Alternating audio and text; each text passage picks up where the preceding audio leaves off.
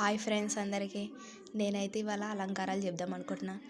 అలంకారాలు మన 10th వాళ్ళకి కానీ ఇంటర్మీడియట్ ఎడ్యుకేషన్ వాళ్ళకి ఉపయోగపడతాయి. అలంకారాలు మనకి 2 రకాలు ఉంటాయి. ఒకటి శబ్దాలంకారం, ఒకటి అర్థాలంకారం. మనం శబ్దాలంకారాల గురించి తెలుసుకుందాం ఇవాళ. శబ్దాలంకారం అంటే చూడండి, శబ్దాన్ని ఆశ్రయించి ఉండే అలంకారాన్ని శబ్దాలంకారం అంటారు. దేన్ని ఆశ్రయించి ఉండాలి? శబ్దాన్ని ఆశ్రయించి ఉండే అలంకారాన్ని శబ్దాలంకారం అంటారు. శబ్దాలంకారాల్లో 5 రకాలు ఉంటాయి. ఒకటి వృత్యానుప్రాస, ఒకటి చేకానుప్రాస, ఒకటి లాటానుప్రాస, ఒకటి అంత్యానుప్రాస, ఒకటి యమకం. మనం వృత్యానుప్రాస గురించి చెప్పుకుందాం. ఒకటి కానీ అంతకంటే ఎక్కువ హల్లులు పలమార్లు ఆవృతమైతే దానిని మనము వృత్యానుప్రాస అలంకారం అంటారు. మళ్ళీ ఒకసారి రిపీట్ చేసా, క్లారిటీగా వినండి.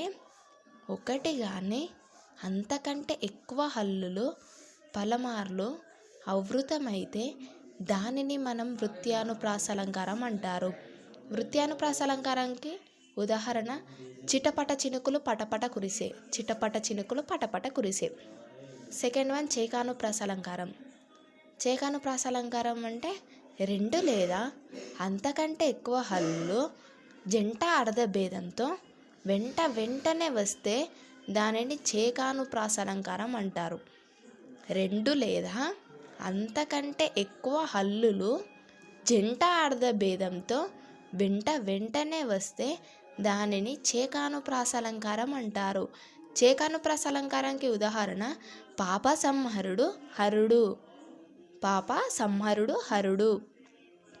వివరణ పై ఉదాహరణను అనుసరించి పాప సంహరుడులో హరుడు అంటే సంహరించేవాడు అని, రెండవ హరుడు అంటే శివుడు అని. ఈ విధంగా హల్లుల జంట అర్థభేదంతో వెంటనే రావడం వల్ల దీనిని చేకానుప్రాస అలంకారం అని గుర్తించారు. థర్డ్ వన్ మనకి లాటానుప్రాస అలంకారం.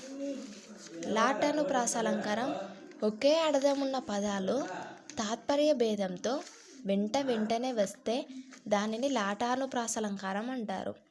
ఒకే అర్థం ఉన్న పదాలు తాత్పర్య భేదంతో వెంటనే వస్తే దానిని లాటానుప్రాస అలంకారం అంటారు.